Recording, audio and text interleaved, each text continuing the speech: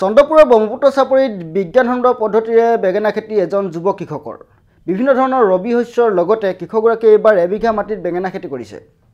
বৰ্তমানলৈ কৃষকগৰাকীয়ে এবিঘা মাটিৰ বেঙেনা খেতিত ৮,০০০ টকা খৰচ কৰিছে আৰু এবিঘা মাটিৰ বেঙেনা খেতিৰ পৰা তেওঁ ৩৫,০০০ পৰা ৪০,০০০ টকা উপাৰ্জন কৰিব বুলি আমাক জানিব দিছে।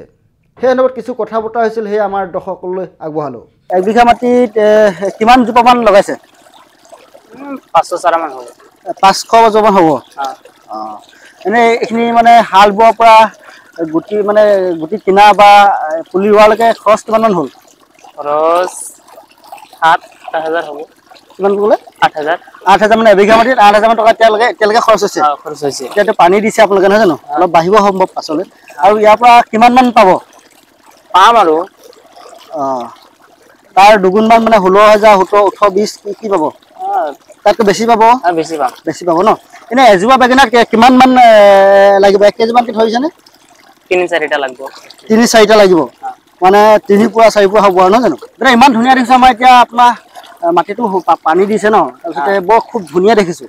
গছবিলাকৰ স্বাস্থ্য বৰ মানে ধুনীয়া, সেউজীয়া হৈ উঠিছে আৰু জোপোহা হৈ উঠিছে। মানে কি বস্তু দিছে বা কেনেকৈ ইমান ধুনীয়া কৰিছে?